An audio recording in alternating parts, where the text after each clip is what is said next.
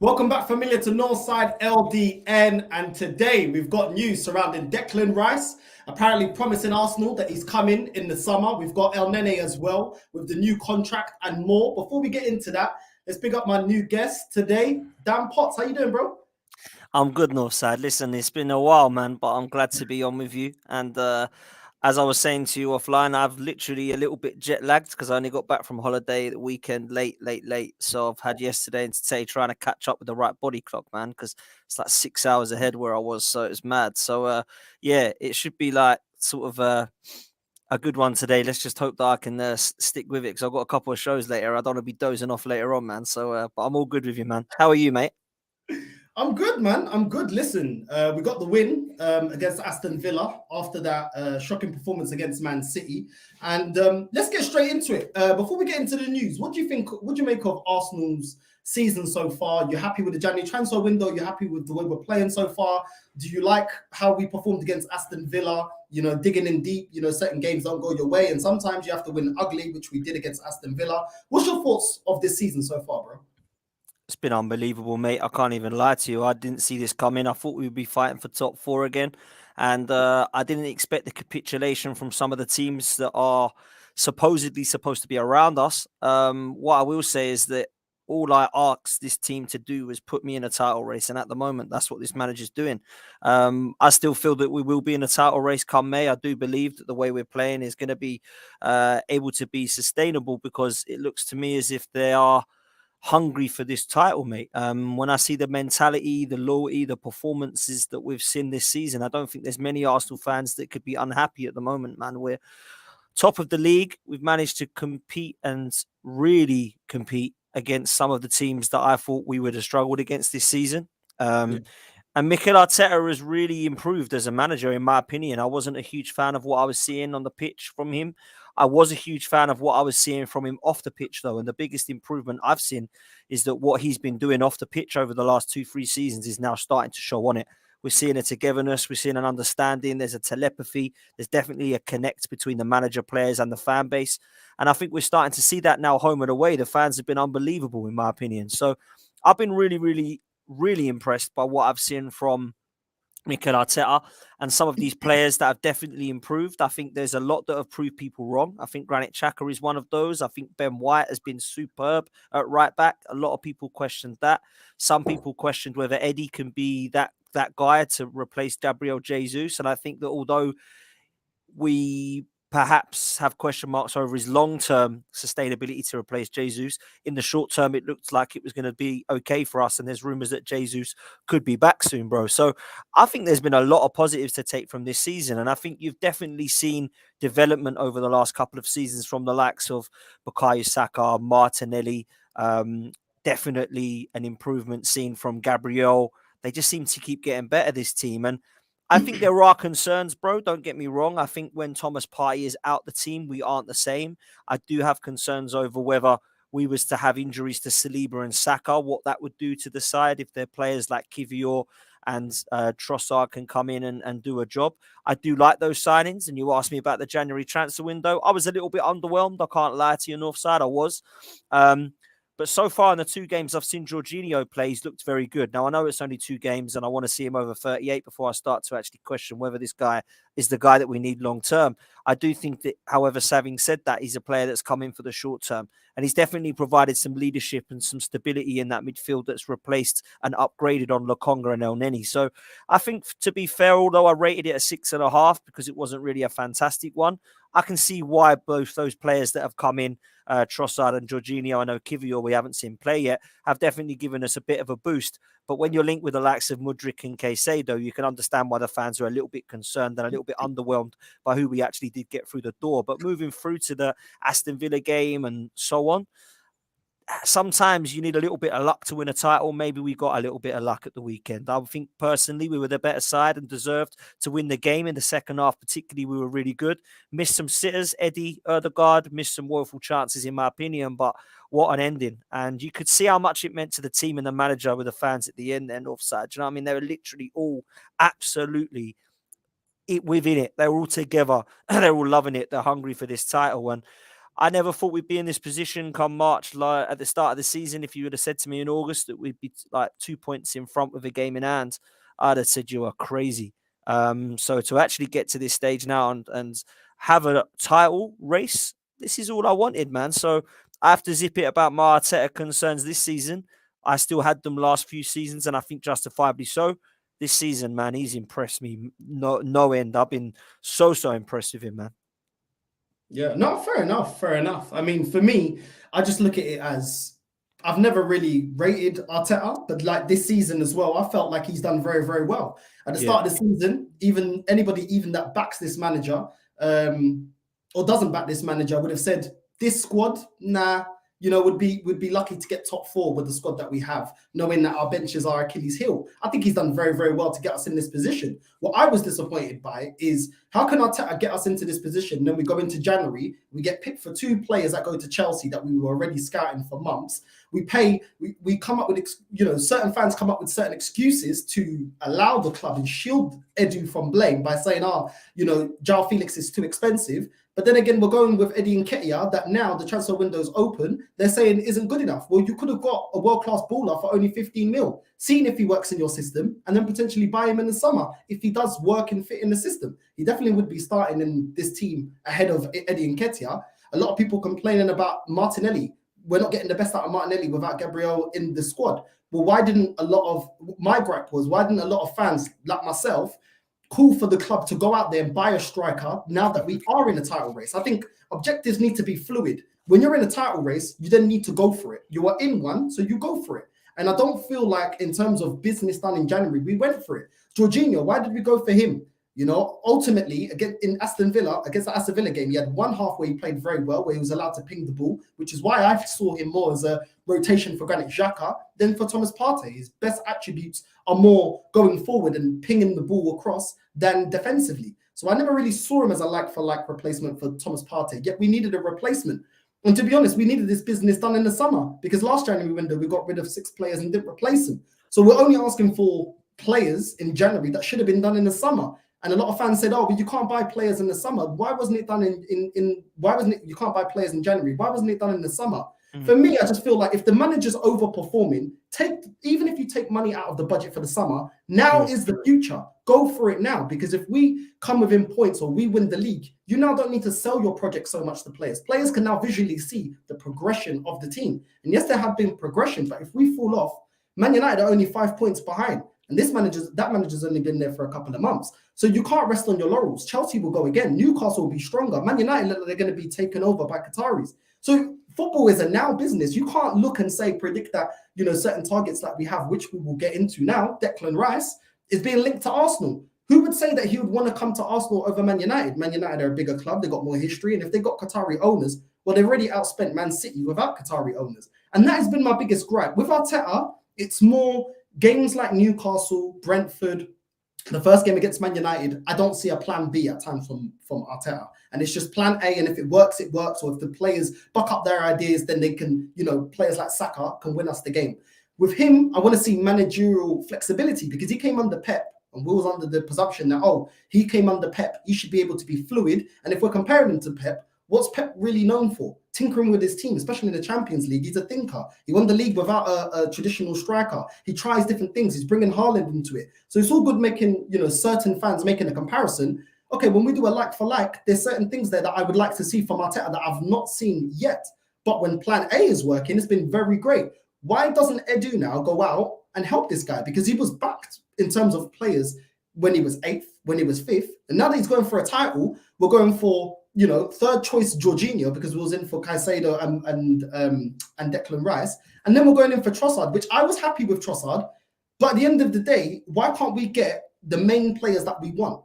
And it seems to annoy me because it could potentially undo everything that Arteta has done. And I can't believe that I'm praising this manager, but he's done excellently to get us in this position with the players that he had. He just needed to be backed. And when someone like myself says it before the window's open, just be happy. And now we're starting to see the Achilles heel. We won against Aston Villa, but I was seeing a lot of things that are worrying. People said to me, Jorginho, he's great for 20 minutes. That's great until Partey's injured, which I predicted. And now you're relying on him. And the performance isn't that great. He scored a goal. But when you look at his 90 minutes performance, he wasn't controlling that midfield. You know, and not every game you can go with the mentality that you have to dig in deep. Certain games you have to earn your points in terms of putting in a performance for 90 minutes. And I ultimately feel like our bench and the lack of business in the January transfer window could be our Achilles heel. We already know how great Man City are. Why didn't we address that in January? Why didn't we address that in the summer? And that's the only gripe I have. It's more towards the people that are running the club more than Arteta too much this season, or any individual players, you know. But you got anything? What do you think about that? Listen, you know, there's a lot there, and I think you make great points. I actually agree with a lot of what you said, to be fair. Where I look at three individuals differently from what you've said, to wrap it up simply, I blame the January transfer window on two people, Edu and the Cronkies. If Arteta has put this side, in my opinion, has overachieved with this side and has put in a title race, I want to see the Cronkies knocking on his door saying, right, what do you need? Tell me. I need a striker. I need a defensive midfielder. I need a centre midfielder. I still need a wide forward. I still need a right back, a centre back, whatever it might be. Okay, go get them. Mudryk, they want 90 million. Here's 100. Who else do you want? I want to go and get Caicedo. They want 90 million though. There you go. There's another 90 million. What do you need? Ivan Toney. They're probably going to want 45, 50. There you go. Go get it. And people's response to that will be, this ain't Football Manager. This ain't FIFA. And it's like, these players play for Shakhtar Donetsk, Brighton, and Brentford, not Real Madrid and Man City. What's going on? I absolutely hate that response. So I understand it's a lot of money, but if the rumours are right and there's 200 million to spend or 150 million to spend in the summer, then take some of that budget and go win the title now, because you might not do it next season. So I totally agree with you there, but I'm looking at Cronkies and Edu for that. In terms of, do we have problems with trying to get our number one targets? Yes, we do, because we haven't been able to yet again. Now, what is that? What is that down to? Is it down to an individual, or is it down to a circumstance? What I mean by that is it that Edu can't do his job, or is it that actually Shakhtar and Brighton just weren't willing to play ball? That's what I still can't answer, because no one actually knows. But it looks to me as if there's problems with January transfer windows within this football club, because last season we couldn't get Vlahovic over the line. This season we couldn't get in the summer 2 or 3 players we wanted, and now in January we haven't been able to get the 2 or 3 players we wanted. So it looks to me as if it might be a problem with what we're doing as opposed to what everyone else is doing. But maybe I'm wrong there. Does Arteta have a plan B? No. He has a plan A, and he even needs to learn how to make plan A better when it doesn't work, or how to change to a plan B. And I'm not sure that he's got that yet in his locker. I think he's still learning, this manager, and trust me, he's learned a hell of a lot, in my opinion, from the last 2 years that I've seen. What I will say about his plan B is sometimes you need to know how not to lose games. And we've done it a couple of times this season, but we've also not done it. Old Trafford, we could not do that. We were in control. It's 1-1. You've just equalised. Keep the football. Don't go gung-ho. Because we went gung-ho and we got caught on the break twice, and that was naive. So I thought to myself, let's never do that again. But unfortunately, against Man City, we were getting a little bit excitable again, and we ended up losing the game. Now, there is another thing to this, which is there a way to make plan A better? There is, if you've got strength on the bench. And unfortunately for us, we haven't got that. Because the like-for-like substitutions are actually something that are frustrating me about Mikel Arteta of late. Trossard, I can name them. Trossard will come on for Martinelli. Fabio Vieira will come on for Ødegaard or Saka. And you're probably going to look at potentially a midfielder coming on, or Vieira will come on for sometimes Xhaka instead. And then what he'll do is he'll bring on Tomiyasu or Neny, yeah? Because Tomiyasu and Tierney are the other 2 options. So we need to try and look at that. Yes, we've been left short, mate. 100%. We're in a title race and we do not currently have a centre forward on the bench. That should not be happening. So I'm with you. Fabio Vieira, 40 million. I'd rather spend that on Ivan Toney in the summer, personally. But I think there's a potential player there one day. It just ain't going to be this season. I know he's done some good bits. I get it. But for me, I'd rather have Ivan Toney to play instead of Eddie Nketiah, and spend that £40 million wiser. But hindsight's a wonderful thing. I didn't know what Vieira was going to be like. He could have been the next Patrick Vieira, for all I know. I don't have a clue. I didn't know what he was going to be like, right? So there's a lot there. I think Kroenke's need to look at himself in that January transfer window if we don't win this title, and say, did you do all you can to back that manager? I think Edu and Neny and all the team at the regime need to look at himself, Richard Garlick, etc., and say, did we do all we can to try and get the deals over the line? And Mikel Arteta needs to look back at some of the games and go, were we a little bit naive? Was I a little bit naive? And did I have a plan B when was needed? And I think those questions can be answered to the end of it. Do you know what, Northside? If we win the league, I don't give a damn what those questions are, right? Because we've won the title. But that could be the Achilles heel for us. They are my concern. So I'm with you there, bro. No, 100% agree with you. At the end of the day, people like me that not even for this manager, I was saying back him because I'd rather be wrong. If I'm wrong, my club wins the Premier League. I care more about that than winning a little debate online. Who cares about that? I got on armpits in the air. Let's go to the first transfer news surrounding Arsenal Football Club. Declan Rice, apparently he's given his word that he's coming to Arsenal in the summer for 200k a week. What do you think of these rumors, bro? How do you take these rumors? With a pinch of salt, or do you think there's a lot of validity to them? I take them as a pinch of salt until I see him in an Arsenal shirt, bro. But having said that, there's a lot of rumors about this one, man. There's a lot of rumors about this one. And there's a lot of people that I've been speaking to online that are not Arsenal fans. They're neutrals. And they've all messaged me. I've had 5 messages in the last 4 to 5 weeks saying, you're getting Declan Rice. And I'm like, look, if we are, it's great. But don't start getting me excited. Nope, it's a done deal, Dan. I know his cat's mother's maiden name's Granny, and he's told me he's coming to Arsenal. So I've had a lot of people tell me, right? A lot of people tell me this is happening. Now, one, I think it'd be an unbelievable signing. I think for 100 million and 200k a week, it's absolutely a steal. 24 years old, England international, can play in a couple of positions in the 6 and the 8. Definitely, in my opinion, lifts us to where we need to be. I can see it happening. He wants to stay in London from what people are saying. I imagined it would be Chelsea that he went to because of it's his boyhood club and he's got friends there, and Mason Mount's one of them. I really could see that one happening. But seeing as they've just spent a lot of money in midfield, maybe they would not look there. I don't know what's happening at Chelsea, and I don't know if he fancies that project. From what I'm being told, the reason he wants Arsenal is because he likes the project. He likes the players that are currently there. Some of the English lads, the Ben Whites, the Sakas, the Smith Rowes of this world. So I can see it being a potential signing. My problem is Manchester United, Chelsea, City, maybe Liverpool, depending on who they've taken over by, will all have money to put that 100 million down as well. And then it's literally up to him. Where does he want to go?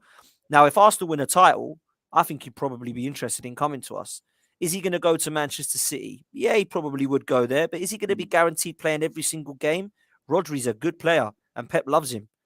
Could he play in the in the 8 alongside Rodri? Yeah, probably. But is he going to want to do that? Liverpool, they need midfielders big time. Are they going to pay that much money? They paid 80 million for Darwin Nunez. Are they going to pay 100 million? Would he want to go there? Depending on where Liverpool and Chelsea are this season, I think it's going to see what happens there. When it comes to Manchester United, they're probably the ones that he might fancy. Now, Ten Hag's also got a very similar project, and it's been a lot quicker, in my opinion, or it looks to be going a lot quicker than Arsenal's one did under Mikel Arteta. Where are they going to be next season? They've got English players there that he's going to be close with. Casemiro's very, very good player that he can play alongside in midfield, similarly to Thomas Partey at Arsenal. So I think if I was to look at this one realistically, I'd say that Arsenal are one of 3 or 4 clubs that he would be interested in. Now, I've been told by a few people that are neutral fans that it's done and they're going to Arsenal and they're really annoyed about it because they want him. This is coming from Man United fans, Liverpool fans, West Ham fans themselves, and a Chelsea fan saying it's Arsenal, it's done, it's done deal. I don't know where they get these rumors from. I don't know if they've got ITKs. I don't believe in ITKs. But I would love it, mate. And I'd love to get Declan Rice and Caicedo in the door because Granit Xhaka and Partey are in their 30s now. And it ain't going to be long term for us. So as much as I rate them both, I think Rice and Caicedo would be unbelievable signings if we're going to take this team forward, man. Do you know what? With the Declan Rice thing, I just feel like he's overpriced. I feel like there's other options, I just feel like they want a bit too much money, touching 100 mil. I know most players these days don't really go for the value that they really deserve. But at the same time, when you got Paulinho out there, was bought by Fulham for 20 mil, you go in there with 40, 45 mil, even 50. That's still touted cheaper than Declan Rice. I do feel Declan Rice is a decent player, but I don't think he's as great as he gets hyped up to be, if I'm being completely honest. I also look at it, when people say, oh, would a player want to sit on the bench? For me, I look at it like Real Madrid always have ballers on the bench. But Bayern Munich always have ballers on the bench. Barcelona always have ballers on the bench. If you're winning trophies, players will be more than happy to have players on the bench. You remember when we had the Invincibles? We had Vieira out there, but we had Gilberto on the bench. We had Walter on the bench. We had all sorts of ballers on the bench. Edu on the bench. We always had ballers on the bench because players want to be in winning teams and they want to be part of that and picking up. And like you said, if we win the Premier League, we look a lot more attractive. Okay, Declan, come to Arsenal. We're the reigning champions. We're going on now to try and win the Champions League. You will get games. There's plenty of games. We're in all competitions every year. We're always in Europe. You got the cup games. You got the league games. Play good enough and you can dispossess Partey. I think a lot of players will take that. I think a lot of players of ambition would rather be on the bench working their way into the starting 11 than to be in a smaller club playing week in, week out with close to zero chance of winning any types of trophies. It really depends on your mindset. Are you a Harry Kane or are you someone like a Van Persie? I mean, Van Persie left us to win trophies. And this is the problem. As much as we're looking at players, would they want to be on the bench? Another thing we have to touch on is are certain players that we've got, Star Boys and Project Youth, want to stay because Saka's been in contract talks for a year. Is he even going to want to stay? This all, players like Declan Rice will be like, what's going on with Saka's contract? What's going on with Saliba's contract? What's going on here? Because why am I committing to something that the rest of your star players ain't committing to? And I come in and they leave, and what level we're going to be at? So I look at it and I just think, look, I've seen Mudryk come out and say that the only club in England he wants to come to is Arsenal. And where did he go? Do you remember last January when Alexander Isak, all these flipping weirdo Arsenal fans tracking Alexander Isak's car? What are you doing, bro? He could be out here on holiday, he could be shopping, he could be going suffrages. You don't know what he's doing. Do you know what I mean? And then, he's coming Arsenal. We've got his number plate, and where did he end up? So I've heard this before. I remember Draxler, I remember Higuain. There's too many, bro. Like, you just think, 100. Every time he's definitely coming. You think there's something in it, and then they never come. So for me, it's a big question mark. And he's actually a player that I won't be too upset about if we don't get, because I think like there's players like Paulinho that we can go for that I think will be a very good addition to Arsenal. But that's just my opinion. Listen, I think what Declan Rice brings is a lot to Arsenal that's really good. It doesn't mean, though, however, if we don't sign Declan Rice, that it's all over and there's not other players out there. I'm with you. There's a lot of good players in this generation at the moment. I'm looking at thinking, wow, but I do look at Declan Rice as something that's perfect. He's already Premier League proven. He's the right sort of age. He's the right fit. I think he'd do a great job at Arsenal and take us forward. He's in a West Ham side at the moment that's absolutely on its knees. That for me is proven he needs to go. I think it would be a great signing. I think when you look at the players over the years that we've missed out on, I think you can say that about a lot of clubs, if I'm honest. But it does seem frustrating. I mean, you're giving me PTSD there, man, with Draxlers and Vias and Higuains and Benzema's and all these players. But and it seems to be happening still, man. Mudryk was twerking for us, mate, and he went to Chelsea. If Declan Rice is coming out, giving his word, he's coming to Arsenal, I'll believe it when he's got an Arsenal shirt on, mate. Because I believe that he's not going to be Arsenal that wants him only. I think there's going to be 4 or 5 clubs I've mentioned. I think if you're going to look at things realistically in the summer, and I know we've got to win the league yet, and there's still a long way to go this season, but if you're looking at our near future and transfer windows, I think a centre forward in the name of somebody like Victor Osimhen or Tammy Abraham or somebody like that needs to come in. And I also think that in the middle, Declan Rice and Caicedo are 2 players that definitely fit the bill. And if we've got those 3 names in the summer, I would have confidence that we can maintain what we're already built on. If we go into the summer window and it's like we've won the league or we've won the Europa League or we've got into the top 4 and won something, then I don't want to see that team stay together and nothing added to it. I'd like to see this team stay together and then you add that quality to it. As for Saka and Saliba, Martinelli's already signed. Looks like Neny's apparently signed today as well. I think Saliba and Saka is a strange one, man. I'm amazed it's not been done already. The one that actually worries me more than anything is not Saka, it's Saliba. Because Saka, I think, will sign. I think his agent's a bit like Eddie Nketiah's agent. I think it might even be the same guy. They're trying to get like 300k or something mad like that, aren't they? We're going to have to just pay it if we want to keep this kid. We cannot have a youth project and sell the youth. It makes absolutely no sense at all, bruv. So it has to be that this guy stands up. I think with me, Saliba looks very happy, right? He does. He's been brilliant this season as well. I know he's not been the same since the World Cup, but for me, he's been outstanding, right? But where's his head at long term? Is it at PSG? Is it at Arsenal? Is it at Real Madrid? And that's the one that worries me out of the others. I think Saka, Haaland boy, seems to love the club. I think he's just trying to get what he feels he deserves, and then he'll sign. Bit like Martinelli. Saliba, I don't think it's a simple case of give me the contract, I'll sign it, I'm happy. I think he's going to wait and look and say, right, where's this Arsenal team right now? Wait till the end of the season. It's just won the league. I'm happy here. This is great. Or if we fall off and PSG come knocking, or Real Madrid, is he going to be then torn and his head's turned? That's the one that worries me more than the other two. I think, Martinelli's already done. Saka's going to get done, in my opinion. It's Saliba one that worries me. But if you was to say to me now, do you think they'll sign? I'd say yes, I think they all will. I really do. I think they're happy. But if I was to have concerns over one of them, it would be Saliba, not Saka. I completely agree. I mean, that segues it straight to the Elneny contract extension. Let's get your opinion first. What do you make of Elneny's contract extension? I mean, he's injured right now. He's been a decent player, mainly happy, like Rob Holding, to be a rotation player. Not really pushing, doesn't really make a fuss if he's on the bench and he just gets a couple of cup games. What do you make of Elneny? Do you think it's good business for Arsenal, or potentially this could show that we're not going to go in for a CDM in the summer? No, I don't think it will change the plans in the summer. I actually quite like Elneny. I don't think he's an unbelievably good player, but I think he's a player that's probably given us £7 million worth, which is what we paid for him. So over the years, he's done a job. He's never been a dishonest player, and that's why I love him.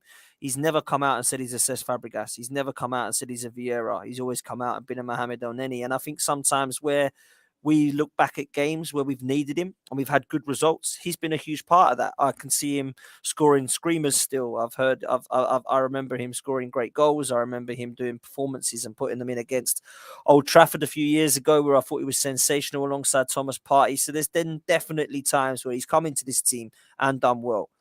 If you was to look at him and say, I'm really happy we've got Elneny because he's the future, then you're crazy, because he ain't. But he's going to be a squad player. And that's always what he's been offside. He's never come into this side and said, I deserve to be playing every single game of the week. I'm the next Vieira. I'm going to take this team forward and win the league. And you need players like Elneny in your squad. You do. You need players like that who you can rely upon, who's going to give that leadership, who's going to give that experience. And I've never hated the guy. I can understand why people are underwhelmed by him and see him as a bit of a sideways merchant. But I believe personally, you need people like that in your team that can come in and do a job. And I think that's what he's done. If it was Lokonga signing, I wouldn't be too excited. I wouldn't be too bothered by that. He's not a player I look at as a future and think, wow, I've seen enough of the guy to know he ain't going to be good enough for Arsenal. With Elneny at the age of, 30 something, he's going to come in and do a job, man. He's going to come in and do a job, and I'm okay with it. It didn't shock me. There was an extension offered to him apparently in his contract he signed before, saying you can have another year, and he's decided to stick with us. And if he's going to be injured like this, then maybe it's not going to look too great because he ain't played much football. But to be fair to the lad, when he does play, he always gives 110, and I can't ask anything more from that. Yeah, I mean, I disagree on this one. The reason for, what it's been like with Arsenal. Yeah, we've renewed too many players that are rotation players at this club. And I can only go by history. I can't predict the future. One thing I can see in recent times is Edu cannot get the main man over the line. Nketiah getting an extension and we're not going out there and getting another striker. And this to me stinks of the same thing, that if we get Elneny's contract over the line, well, if we get a CDM in the summer, it happens. If not, the fan base, for the most part, will justify players like Elneny and Rob Holding as rotation players. And for me, I just feel like it becomes a comfortability. Do you remember the All for Nothing? And Rob Holding said, I'm just happy to be on the bench. That's not the attitude that I want. I get that you're not good enough, but you shouldn't believe that you're not good enough. You should feel like 27, 28. You should be fighting to be a starter. And the problem is that I have with all these rotation players, bro, is when we have to rely on them, we fall short. Last season, in January, we didn't get the business that we needed to. We had Eddie Nketiah scoring a brace at Chelsea and people justifying it. Then we had Elneny covering in for Partey because he got injured. Surprise, surprise. Yeah. And then we had to rely on these guys. And what happened? We fell short of the objective. This season, the same thing. We've left January now, and we've seen that when we have to rely on rotation players, they're not like for like with the starting lineup players. Now, I get that sometimes, some of these players can do a job. The problem for me always falls with players like Jorginho, Rob Holding, Elneny. When the starters are injured and you rely on them, it just shows, it's clear as day, they're not good enough. And when I look at teams like Man City, you look on their bench, Phil Foden, would you really say he can just do a job? I think he's fighting for a starting place. Alvarez, I think he's fighting for a starting place. Whether we think he's better than Haaland or not, but I think he's fighting for a starting place. And this is the quality that you need. Even when we went back to the Invincibles, either one of them could do more than a job. These players were more than adequate to come in and fit in for the rest of the season, the crunch end of the season. And this is where I feel like we always fall short, because this club is too nice. Every time your contract's running down, oh, we'll extend you another year, oh, this, all that, and then they're coming out. I'm so happy. You're happy because last time your contract was running out, you were linked with teams like Besiktas in the Turkish league. You know what I mean? You know you shouldn't be at this level. You know that. You know what I mean? And that's what frustrates me, because I can understand it from what you're saying, that if we have a Neny 1 year, we go in the summer, we get another CDM, I completely understand what you're saying. But what have Arsenal always been like? Oh, we renewed Nketiah, right, no striker. We renew ELENEY, right, no CDM now needed. And that is what I hate. That is what I hate with our business. It's always renew the deadwood that don't get us nowhere, and then do the bare minimum, and then justify it as a 10 out of 10 transfer window. Not saying that you've said it, but the fan base as a whole, that's how we approach it. And I want to see differences, because we've been doing that for 18, 19 years, and there's been no fruits of our labor. We haven't won a major honor in that time. And that's why I just want to move away from these players that can do a job, in my opinion. What do you think? Listen, I think if this is the case and Elneny's coming in because we do not need another midfielder, you're bang on. It's ridiculous, right? Absolutely ridiculous. But I'll be surprised if the links with Declan Rice come out and Caicedo, and we're not going to get another midfielder in. So what I'm saying is, if Jorginho and Elneny are going to be the two that are going to be staying in, and Declan Rice and Caicedo are not coming in, then there's problems, mate. Like 100%. I don't think Arteta is that stupid to know that Jorginho and Arteta are going to, Jorginho and Elneny are going to take this forward. I don't get that. So I think personally, there's definitely some issues around what Edu can do with the Plan A signings. I don't think that he's given any evidence yet to suggest that it's not a concern. I think that the evidence is there. We've not been able to get his number one targets, and we'll see in the summer if that continues. But I really don't think this Elneny thing is coming in to displace an option in the summer for Caicedo or Declan Rice. You mentioned Rob Holding. Rob Holding is one of those Carl Jenkinson ones, you know. He wants to come in and give 110%. He's there to be there. He's happy to be there. I don't want players like that, bro, in my team moving forward. I don't want that as the future. Rob Holding's come in. He's done a job that has done well, and at times it's been shocking. Cedric, likewise. Elneny, likewise. There's a few of them, right? I'd like to move away from them. If Elneny's coming in to be our fifth choice, fourth choice centre midfielder, that's calm by me. If he's coming in to play every game, then we've got issues. As for Holding, I think he needs to go. I think Kivior's coming in. Wouldn't surprise me if we actually did get rid of Holding and get somebody else in, because Ben White seems to be a right back now. So it looks like we might even need another centre back in the summer if Holding is to go and Ben White's going to be our right back there. So there's some options to do, but in defence, I don't think it's a massive issue. But in midfield and up top, yeah, there's some gaps, mate. There's some serious gaps still. And if you add to that 2 players to the bench, you know, you start to look at the bench and you think, okay, this isn't so bad now. We've got a striker on the bench. We've got a midfielder on the bench. We've now got an attacking option in Smith Rowe, in Trossard, in hopefully another winger that we get somebody in the summer. These are starting to looking like players that can come on now and be a Mahrez or a Foden or an Alvarez. That's what we need, man. That's our next step. And I hope that continues in the summer, because it has to, bruv. No, 100%. I get what you're saying. Yeah, if he's not the second or third choice, that you can kind of understand, he's further down in the pecking order, you can kind of swallow that one. I completely understand that one. Let's go on to Thomas Partey, and I want to lead it on to Jorginho as well. Thomas Partey, I've been looking at updates on his injury. Apparently, they're going to assess him before the game on Saturday against Leicester. A Leicester team that got slapped up against Man United. That was embarrassing. Literally just allowing Rashford's on a roll. He's completely he's on fire, man.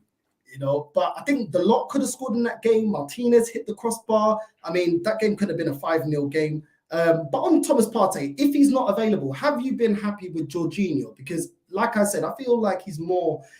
I feel like he would do a lot better in a Xhaka role than in a Thomas Partey role. I feel like Jorginho has, he's good at starting a counter attack. He's good at long balls. The way he threads the ball through, I think he's got an eye for a pass. Defensively, I saw him get outrun against Aston Villa in one of the halves, and that is where I worry about him controlling the game. What do you make of Jorginho if Jorginho is a starter against Leicester if Thomas Partey's out? So Thomas Partey is our most important player. And we need both Thomas Partey and Jesus back ASAP if we want to have a chance of winning this league. That's my honest opinion. Without those two, I doubt that we can have the luck that we've had in the last couple of games. Well, the last game. Jorginho has actually impressed me in the last two games. He has. He's been one of our better players. That doesn't mean I think the signing is an outstanding one and he's going to be the answer. What it does mean is he's got some credit in the bank at the moment to perhaps prove me wrong that he wasn't a bad signing after all. Now, it's underwhelming, not because he's a shocking footballer, because actually when you're linked with Caicedo and you end up with Jorginho, a lot of people are going to be underwhelmed by it. He's coming in for some good things. He's coming in for some bad things. And I think we've seen already in the games that he's played, the things he's good at and the things he's bad at. He can't get about the pitch like Thomas Partey. He's got passing ability. He's got leadership and experience. And I think if you do want a penalty and you take away that hop, skip and jump, then he's going to be half decent, right? So for me, it's actually not a bad signing from what I've seen so far. But Thomas Partey is so much better, mate. Like Thomas Partey is like elite. Jorginho is half decent.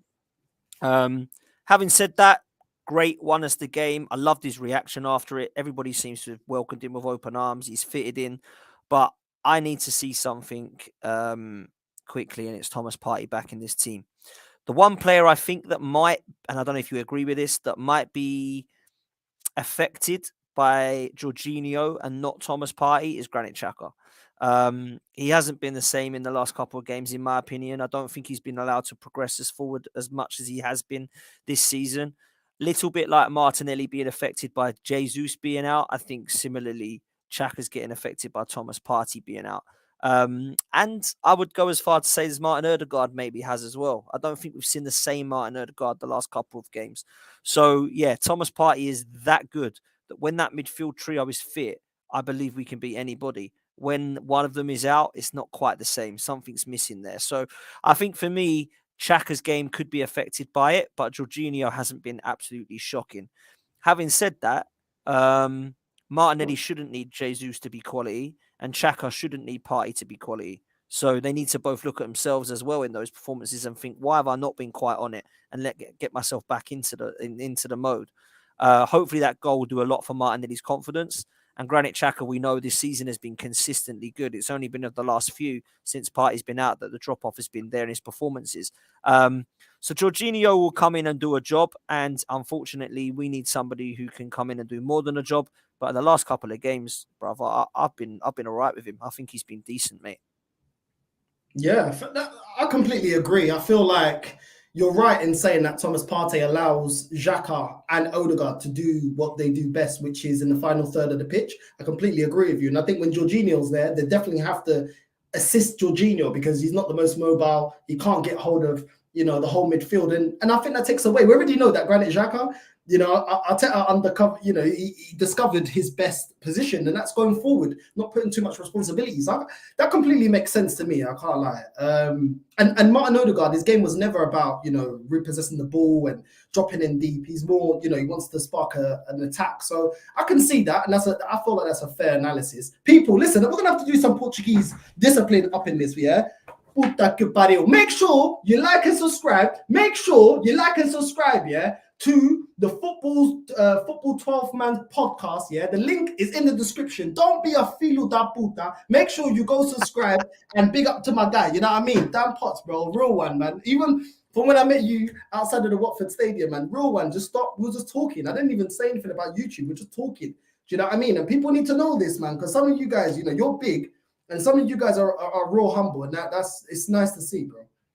Listen, thank you, man, and I appreciate that, and I would appreciate like and subscribe, of course, but make sure you're doing the same thing on Northside London, following him and his content. I'm sure you're doing that already. If you do want to head over, I've got a show at 6:30 tonight on Football's 12th Man podcast. It's all football content, so please do come. We're on the road to 8K people, so if you can come and help me, that'd be amazing. But thank you for having me on, man. Absolute pleasure, man. I love talking football with you, bro. No. The pleasure's all mine, bro. The pleasure's all mine. We got to do it again. If you ever need me on, I'll return the favor. No problem, man. No problem. Of course, man. No. Big up, bro. Love for jumping on. Nice one, bro. Nice one. Take care, people. Yeah. Safe. Right, there you go, people. Make sure you like and subscribe to the Football's 12th Man podcast. Yeah, make sure you be supporting my guy.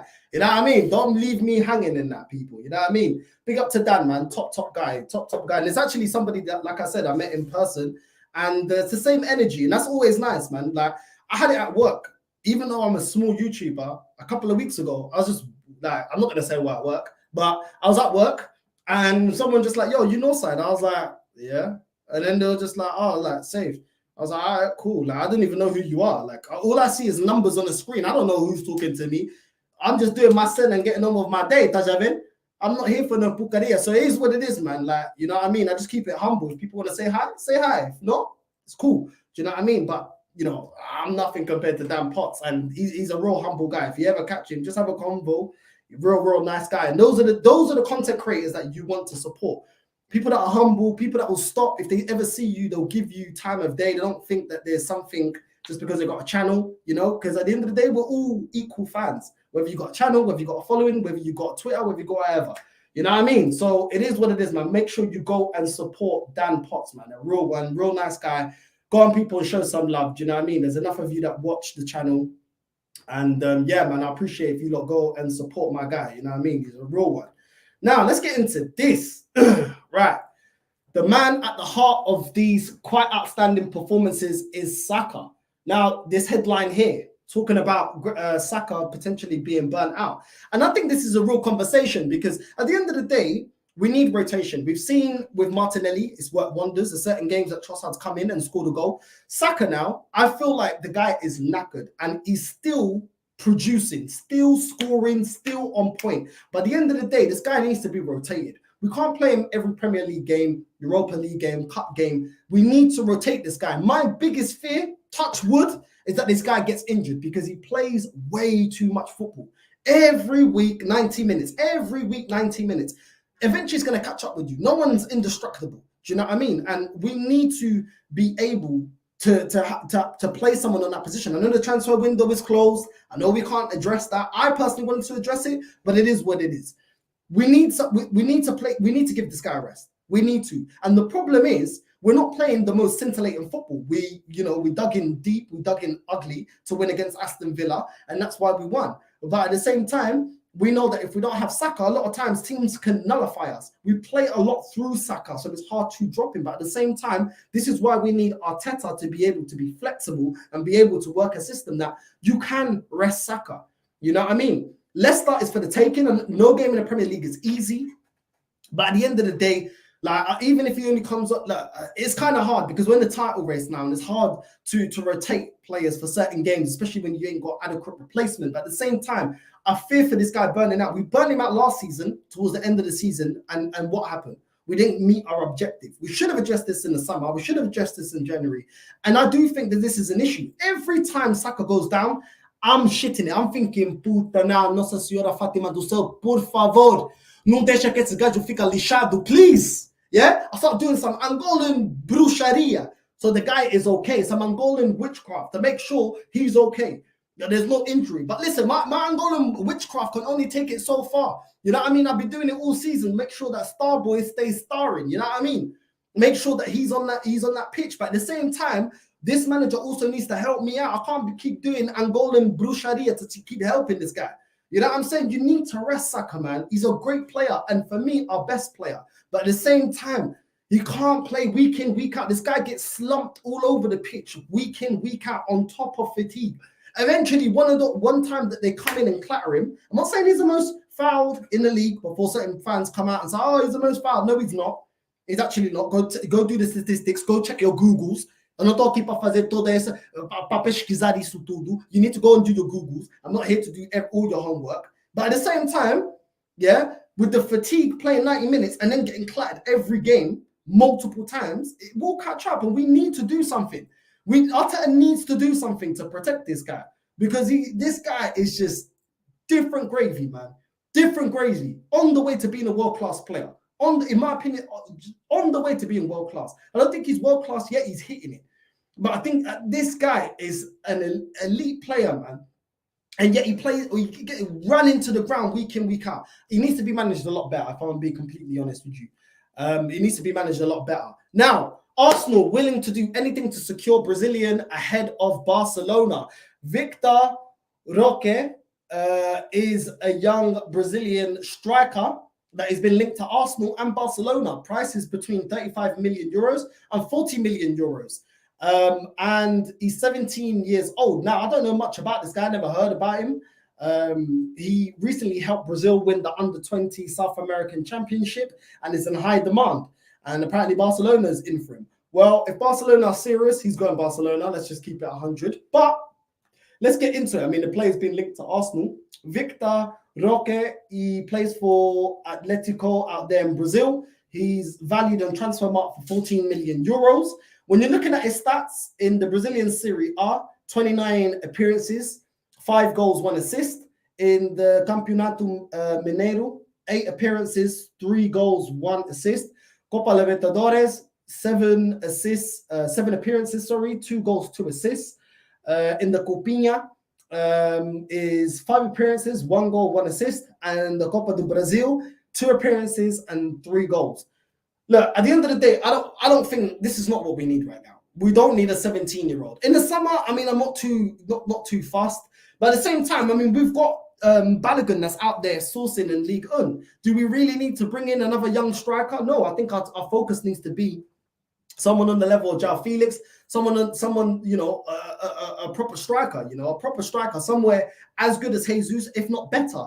Ideally, with different attributes, maybe for me, out and out goal scorer, so that we actually have one within our squad that's a striker that if Gabriel Jesus isn't doing the business, we've got a striker that more times than not will put the ball in the back of the net. That's what I want to go for. Not a 17-year-old Victor Roque that is Brazilian, is only 17 and he's going to need time to adapt, etc., etc. We already got Marquinhos and we've seen how that's gone. Not saying that Marquinhos isn't good, not saying that Marquinhos it won't become a good player, but at the same time, only time will tell. We don't know yet. He's gone over to Norwich, Marquinhos, on loan to get some experience and stuff like that. We are now trying to win a title. We need players that can do the business now. I understand for the future, but I want to see more players now because we're wasting time in buying players like Lokonga, players like Nun Tavaj, players like that are not ready, to affect what we're doing right now. The main objective is to win major honors. That's what we need to concentrate. I don't know enough about this Brazilian kid. I don't know if he's good or bad, but one thing I do know, he's going to need an adaptation period, and this is not what we need to be talking about, what we need to be highlighting at the moment. He's not going to do anything for our campaign now. He won't do anything for our campaign next season and probably not the season after. The boy's only 17 years old.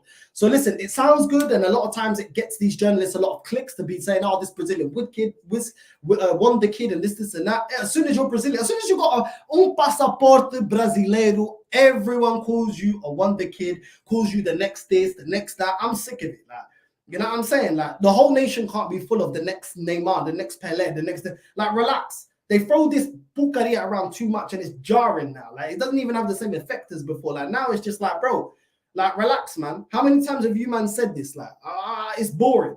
You know what I mean? We get it. He's Brazilian. He's probably, you know, technically very sound. The players from Brazil are always very technically sound, even if they don't reach the heights of Rivaldo, R9, etc., etc. Do you know what I'm saying? But at the same time, like, allow it, man. Like, I'm not really up for all of that. Do you know what I mean? It's very tricky. Of course, you look at Vinicius Jr., you look at players like that are over there in La Liga, and you think, okay, you know, Brazil produced a lot of stars, but there's a lot of duds as well. Do you remember Alexander Pato?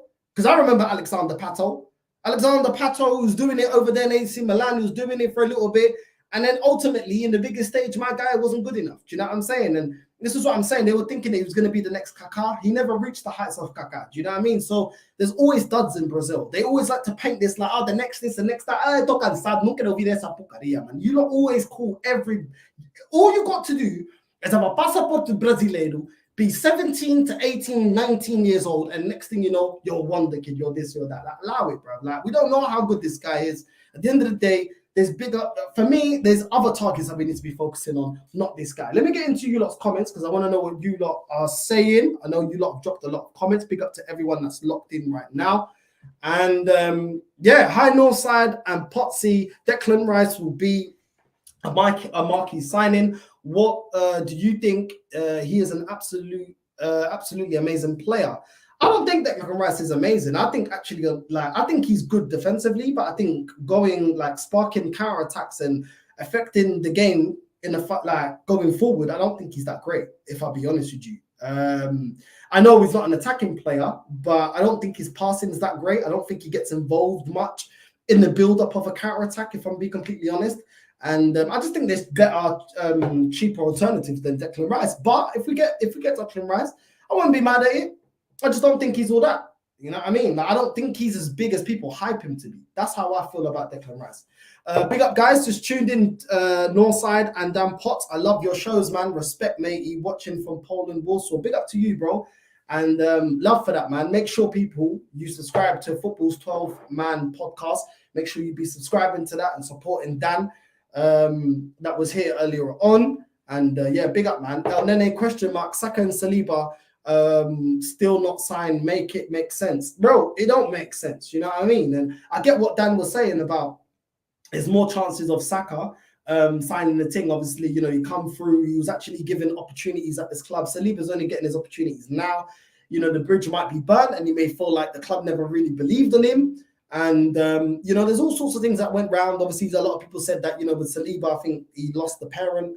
If I can remember correctly, a lot of people said that he wanted to be closer to his family in France, where he's from. So I don't know. It is what it is. Ultimately, only the club and his agent really know what's going on in that situation. Big up everyone. Northside, one interesting fact. Since January window, Nketiah has done better than João Felix, in all honesty. Please reply if you read this. Yeah, but at the end of the day, Nketiah is performing in a team that is ticking. Like, let's be real. This season, Arsenal have been ticking along very, very well. Very functional team. Chelsea are in a team with loads of players that need to be bedded in. A manager that is unable to get that team performing, which is why they lost to Southampton. It's a very different scenario. You know what I mean? I don't think it's fair to be like, you know, Eddie Nketiah has been better than João Felix since Jan. Bro, like, João Felix has only just come to this league. Do you know what I'm saying? Like, Nketiah is from this league. Do you get it? Like, Chelsea are not ticking along. Arsenal are still playing very good football. Do you know what I mean? At times. And we're within a system that everyone understands what they're doing. Chelsea, they don't know what's going on. Graham Potter is at risk of getting fired. So I don't really feel like it's a fair comparison. Like, as a striker, you need service. You know what I mean? And he ain't really getting the service. Plus, João Felix, I've seen this guy hit the post in certain games. He's been one of the shining lights in the Chelsea team that's sinking. And you can see how much they're sinking because they lost against Southampton. So I don't think it's a fair comparison, bro. Like, they're in different situations, you know what I mean? But when you're looking at them as ballers, like, you can't compare João Felix to Nketiah, bro. Like, João Felix technically shits all over Nketiah. Nketiah is not even a technical baller, yeah? Another thing, João Felix, I've seen this guy score all types of goals in the Portuguese league. I've never seen that from Nketiah. Nketiah just scores in the box. Like, his goals are very tapping merchant, very, you fox in the box like a Aubameyang. You know what I mean? And once you can't do that, you can nullify this guy, which is why he ain't scored recently. Do you know what I'm saying? So when you're looking at the skill set of a player, João Felix, can pick a pass. João Felix can drift into space. João Felix can make space for others. João Felix can bring people into the game. You can hold up the ball. Like, it's different gravy, bro. Like, we're not even talking about the same caliber as players. Like, come on, man. Let's be real. Do you know what I mean? Hey, lads, hope you're doing well. Big up to you, bro. Northside and Potts. Nketiah's goal per 90 minute is 0.38 and Jesus is 0.37. Eddie is not average. He is better than that. Please reply, bro. I don't care about GA, bro. At the end of the day, Jesus, if he doesn't score, he makes Martinelli better and he assists for him and he assists for Saka, bro. If Eddie Nketiah is not scoring, tell me what he does. So there we go. Do you know what I'm saying? Like, that's not a big difference. And at the end of the day, like, it ain't good enough, bro. Like, it ain't good enough. For me, like, Nketiah just leaves a lot to be desired, bro. I understand that Jesus isn't a lethal striker, but for that deficiency of not being a lethal striker, he offers you way more than what Nketiah does. Like, Nketiah, all he can do is score a goal. And when you can't score a goal, he ain't doing nothing. So that filo da puta for me, Nketiah, ain't good enough, bro. Like, that Marika for me ain't good enough. If he's good enough for you, cool. For me, he ain't good enough. And the proof's in the pudding, bro. We only won that. We didn't win the Aston Villa game because Eddie Nketiah turned up. We didn't win against Newcastle. Sorry, not Newcastle, Man City, because Eddie Nketiah turned up. The guy that, bro, he's average, bro. He's average. He's average. Why are Arsenal trying to strengthen their bench and not the first team? That's true, bro. That is true. You know what I mean? Never compare Eddie to Jesus. He offers so much more. Exactly, bro. You better pay us 100 mil for Rice or he stays. Won't go Chelsea. He burnt by them. Well, hopefully he don't. I don't mind him coming to Arsenal. Like I said, I just think there's players that offer more than what Rice can do. Do you know what I mean? I think Rice is just that typical English tax. Like, oh, because he's English, yeah, and he's half decent, all of a sudden the price goes through the roof. But then again, it ain't my money, so it is what it is, man. I agree. Jesus is a starter. Eddie is backup. Eddie isn't good enough for Arsenal. Simple as that. Exactly. Harry Maguire was 80 million and Rice pisses all over him. Yeah, but Harry Maguire was never worth that. So you're comparing a price tag that the player was never worth. Most of these players ain't worth the price tag. Do you know what I'm saying? And that just more to my point. Harry Maguire wasn't worth 80 mil and Declan Rice ain't worth 80 mil. It is what it is. Is he, you know, if you're going to look at it now with hindsight, is Rice worth more than Maguire? Yeah. But doesn't mean that Rice is worth 80 mil though. That was Man United's mistake. You know what I mean? It is what it is. So I don't really feel that proves anything. Northside, big up to you, bro. Big up, bro. West Ham don't have to sell and have the upper hand in this. We know teams are going to come calling, highest bid wins for Declan. Yeah, exactly, bro. And this is why when Arsenal fans start coming out with the same bookery about, wait till the summer, bro. In the summer, there's bidding wars because everyone's rebuilding. In the summer, in January, yeah, you might have to overpay, but more times out of 10, you're only competing with one team, if not nobody.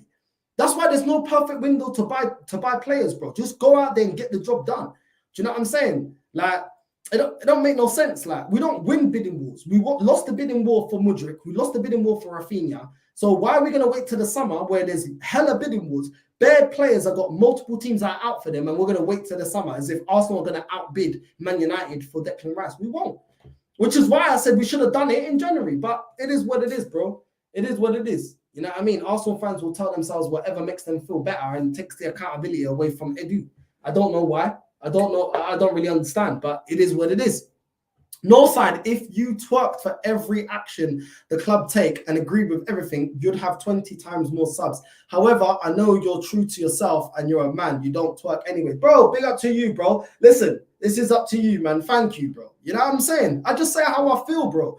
And I won't bend on that, even if people try and say anything. Like, I had an argument with Vigal on Never a Foul show. You can catch that a couple of shows ago. I had a debate because for me, it's just like, bro, I don't change what I say, bro. Like, certain men come out here and be changing what they're saying depending on the weather, depending on what's the popular thing on Twitter.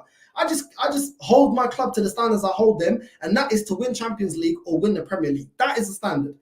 And if there's a player that's not doing it, or a manager that's not doing it, or whatever that's not doing it that works for this club, then you need to get out, because that's the standard. You know what I mean? And it works for Real Madrid and it works for Bayern Munich. So if it works for them and they're more successful and they got more European heritage than Arsenal, how dare we say that's toxic and negative for this club? No, it's not. That is the standard that should be held in this club. And maybe we will win the Champions League. Maybe we will win the Premier League. So it is what it is, bro. Big up to you, bro. Like, I appreciate that, bro. I appreciate it. And you're always here, man. You know what I mean? Big up to you. We're preserving his juices.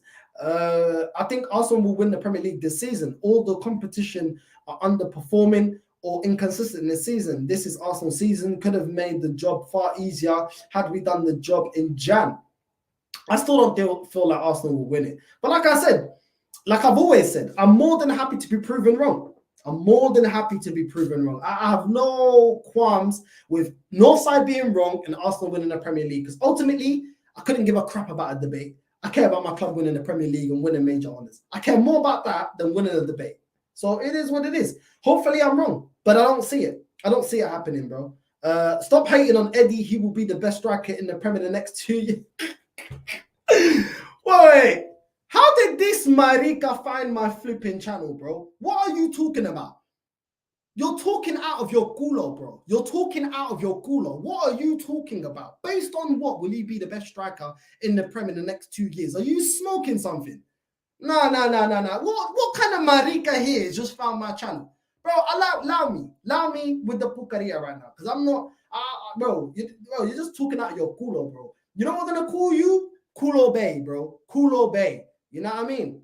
Culo Bay. You're talking absolute nonsense. What if we get Kante at cut price rate deal? No. I don't want no half price Kante, bro. The time I wanted Kante is when we paid more money to get Granit Xhaka into this team. Yeah? No. That ship is sailed now. He's done.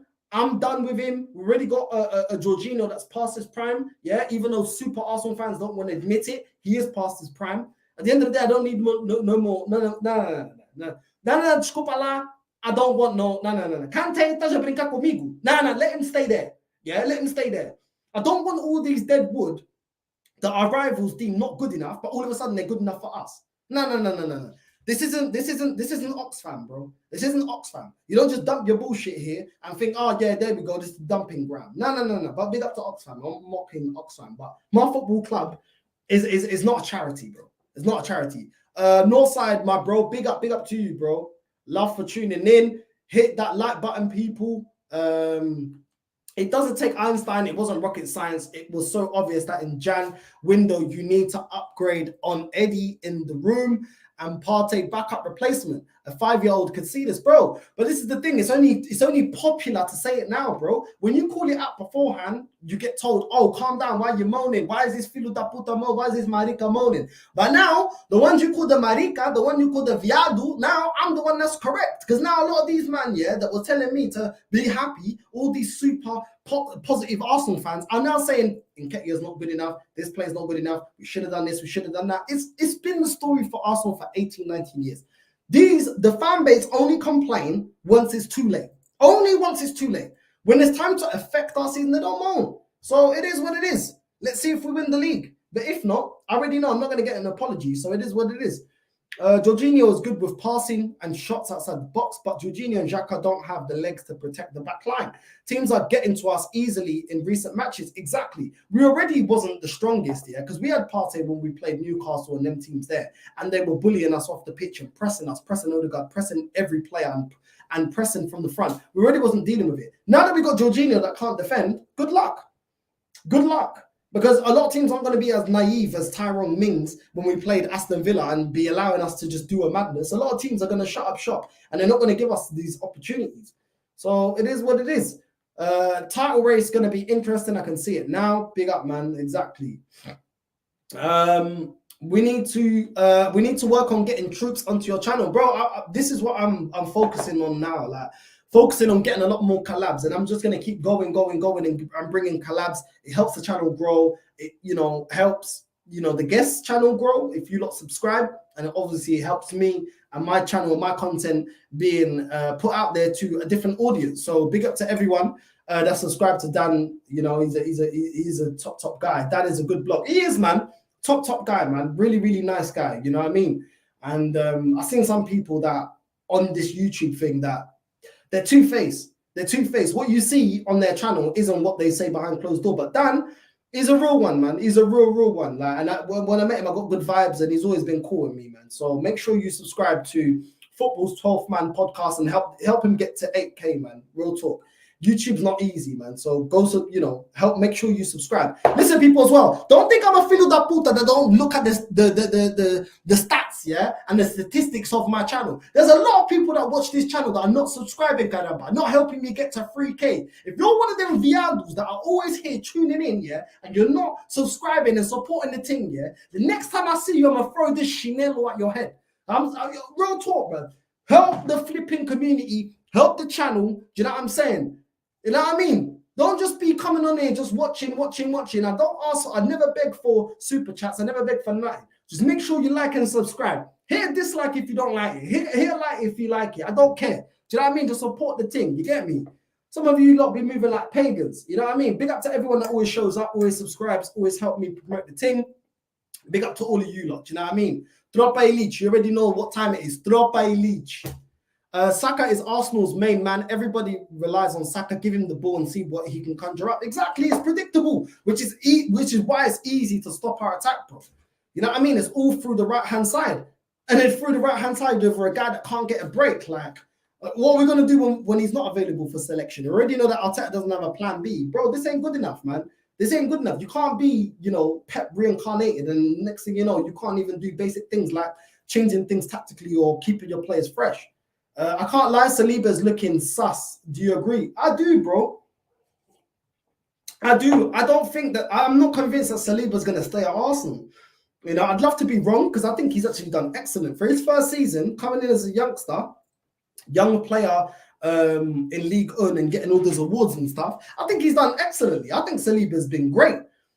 And I'd love to see him here. Yeah, there's been certain games where he could do better. He's switched off. He's allowed his man too much space. But, like I said, one of the best performances I saw from Saliba was against Man City. The way he marked Haaland out of the game was excellent in the first half. And then as soon as Gabriel, which I actually think has been the better of the centre-backs, but as soon as Gabriel was marking Haaland, that's when Haaland scored. That's when Haaland had all the space in the room. And that's when you saw the Pucaria come back. Do you know what I'm saying? And that shows to the quality of Saliba. He was able to keep Haaland quiet.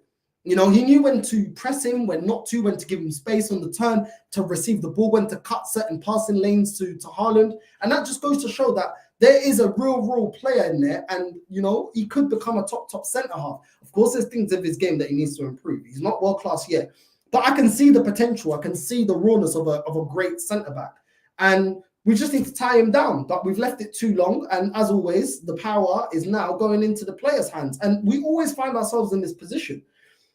Even selling clubs like Brighton, like Southampton, I never see them in these positions, but it's always Arsenal, and it's annoying. Because we need to get him signed up.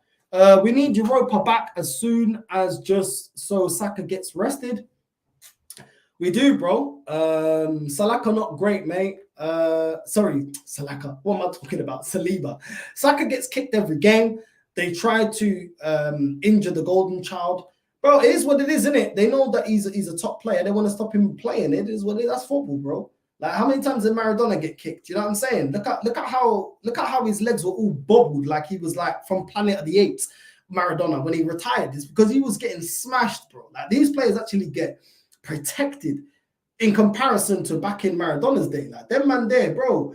As soon as their playing career is over, bro, their legs are finished. Playing with flipping injuries, playing with like flipping injections in their legs, like, and you could see, like, look at the way my guy was walking around. My guy was taking the white stuff, yeah, just to get through a game, just to get through pain. The guy after the game was in pain all the time. So look, when you look at the stats, Saka ain't even the most foul player in the Premier League. Do you know what I'm saying? But yes, obviously we're going to look at it as Arsenal fans because we're thinking, rah, this guy already is fatigued. And then obviously the opposition are going to target Saka because if you allow Saka to do what he wants to do, he's going to score 9 times out of 10. So it is what it is, but the manager needs to protect him as well. This is the problem. Saka would be a starter for any club in the world right now. Easily could go to Madrid, Barca, Bayern, PSG. Exactly, bro. And this is why he's not in a rush to sign, because he's going to get a fat signing on bonus if he leaves Arsenal on a free. You know what I mean? It is what it is. At the end of the day, the guy is good enough. He's been performing good enough. If he wants 300k, bro, give him 280. Give him 270. Give him as close to that as you can. Do you know what I'm saying? He deserves it. No one can say Saka don't deserve the new contract, bro. This guy's been carrying us for how long? Unproven that Brazilian young G, he might not even get on your bench. He'll be like Marquinhos. Exactly. That's why when I see these wonder kids, I don't get too excited. All elite players get targeted. They don't go out intentionally to injure them. Talented players have to deal with it. Facts, bro. Absolute facts. What's your opinion on Gonçalo Ramos from Benfica? Is he an upgrade on Eddie? He's an upgrade on Eddie, but I don't think he's ready enough for the Prem. I don't rate him that highly, but he's better than Eddie. There's better players, there's better strikers that are better than Eddie. Eddie ain't all that. You know what I mean? My superstar Jack Grealish gets fouled way more than Saka. Bro, it is what it is, bro. Like, it is what it is. You know what I'm saying? Like, it is what it is. Gonzalo Ramos is a baller, but he's still learning. If he comes to the Prem now, he will be like Darwin Núñez. Facts. 100% facts. Exactly. And that is why I said he ain't ready for the Prem. Because I've seen this before. Like, Darwin Núñez had one good season at Benfica, come to the Prem, ain't ready. Gonzalo Ramos is having one. Yeah, they were actually, I think they were going to push him out. They're going to sell Gonzalo Ramos. Yeah, but when they got rid of Darwin Núñez, they pushed him up. He's only started performing now, but if Figo was going to get rid of him, they're thinking about getting rid of him. So at the end of the day, this guy ain't ready yet. He ain't proved himself enough. I think in the Portuguese league, you need to do at least minimum 2 seasons before you even thinking about bringing those players to the Premier League. Do you know what I'm saying? That's my opinion. Vinny Jr. going to shut down Trent Alexander-Arnold again tonight. We'll see about that. Hopefully Liverpool, like, I got one guy at work that's a Liverpool fan. I just want to see him in tears. So hopefully Liverpool lose just because of him. I ain't got nothing personal against Liverpool. I just don't, yeah. C-Town, I hope your team loses, bro. Declan Rice needs to come to Man City ASAP, replace Calvin Phillips. Yeah, Calvin Phillips is a mad thing. I can't lie. Eddie Nketiah would do well at Everton, West Ham, Wolves. Yeah, he would, bro. I actually really like Rafinha. Big fan of him, honestly. You were speaking absolute facts on Never a Foul. I was writing in the chat saying I hope he starts the Portuguese soon. Listen, I was too heated on the argument, bro. Like, you know what I mean? And the thing is, yeah, there was 3 of them as well, yeah, and they were trying it. I was like, nah, bro. Like, the Inter fan, you can't chat to me. You're an Inter fan, bro. Like, what are you talking to me about Arsenal? This ain't your fight. And then Daps, he's a Man City fan. Like, he already knows the standard, innit? But he knew that I was gonna go there to cook Miguel. He knew that I wasn't having it for Miguel. Miguel coming up with all these stupid. No one expected us. No one believed. No, I'm not having it, bro. I'm gonna stick it on you, and that is what it is, isn't it? I ain't having it. No one can convince me that I should have low standards for my club. This is the club I love. Sorry, but no. That Eddie comment is more delusional than Ty. I'm sorry, but no one can say who is going to win the league. I'm not even saying we will win it. There's a lot of games to play and a lot of points and tough games to play, plus the Champions League and EL. Yeah, bro, it is what it is, man. It is hard to call, but at the same time, your club have the know-how, the quality of players, and the manager to do it. You know what I mean? Whereas my club have a rookie manager, in all honesty. He hasn't won a Premier League, a major honour. We ain't got a squad. We haven't got a full squad that is able to do what needs to be done, if we're going to be completely honest. The bench is atrocious. So, and we don't have the experience of winning a major honour. No one in this team has the experience of winning a major honour, barring Neny, and that's in Scotland. So, this is what I'm saying, bro. If there's one team that can, then it is what it is. Northside, drop your weapon, man. This guy. Well, sometimes I need to get the slippers out, bro. There's 50 of you locked in right now. Like and subscribe. I don't know what you lot are waiting for. Do you know what I'm saying? No. Come on, man. Like and subscribe. Hey, Northside, keep working hard, bro. Love, bro. Love. I'm working on getting more guests. Don't worry about that. There's more guests coming on. I've got some more guests that look like they're going to be coming on this week as well. So make sure you like and subscribe, and we can see if we can make some of these collaborations into shows. And yeah, make the channel bigger. And yeah, man, do you know what I'm saying? But like I said, no matter how big the channel grows, I appreciate everyone, the new people and the old people, and always we're gonna respect people that have been holding the channel down from day one. Do you know what I mean? Because you lot make the channel. I don't make the channel. You lot make the channel. I can make all the videos and streams in the world. If you lot ain't watching it, this channel don't mean nothing. Do you know what I'm saying? So big up to all of you lot, whether you're an Arsenal fan or not. You lot make this channel. Do you know what I'm saying? So big up to all of you lot, man. Tropa Ilich in the building, caramba. Honestly, for you lot, I believe the only reason why Saliba is surviving right now is because Holding is next in line. Uncomfortable conversations. Haaland started bullying Gabriel instead. Bro, it is what it is. This is what I'm saying, bro. Like, you know what I mean? Like, Saliba just come from League One and was able to contain Haaland, bro. Like, the guy is a madman. You know what I'm saying? So that just goes to show that we need Saliba, bro. He's a baller. Saliba's a baller, and I want him to stay at Arsenal, bro. Is he the complete centre-back? No, he's not. You know what I mean? But am I expecting that in year one? I'm not. No, I'm not. Like, because realistically, this is the hardest league in the world. I'm not expecting perfection, but I can see the basis of a top centre back forming there. Imagine if it was played with hands, Saka gets slapped constantly, bro. But it's football, though, isn't it? It's football. Football is a contact sport. End of story. And this is a non-story, by the way. Pay the man. Listen, it is a contact sport. We've got to get on with it. We can't be looking for excuses, bro. We can't be looking for excuses. We just got to get on with it. Do you know what I'm saying? We've got to get on with it. At the end of the day, I'm not using the Saka getting targeted and all that as an excuse, bro. You know what I'm saying? Like, Messi used to get targeted. I've seen Cristiano Ronaldo get targeted. When you're the best in your team, they're going to target you. When you're a gunman, they're going to target you. It is what it is. So I completely get what you're saying, bro. You know what's funny is some Arsenal fans are saying Martinelli is back just because he scored a goal into the empty net against Aston Villa. Listen, I need more than just one performance. I think Martinelli did look lively, and I think this is the beauty of what I say to this filho da puta, Edu, abre os ouvidos and go and sign players, so filho da merda. Tô cansado de dizer a mesma porcaria toda hora, tô cansado. Tô aqui, nem comi, tô aqui a fazer esse stream, a gastar o meu tempo, a gastar a minha saliva. Go and get players over the line because it builds up competition. Look at Martinelli. He's been playing shit for weeks. We put on Trossard, and then Martinelli comes on for the Aston Villa game, and look at how much vim. The guy was direct, he was sourcing, he was energetic, he was everything. Yeah? Everything that you wanted. Inject it in your veins. Inject it into your veins. You know what I'm saying? This guy was on job.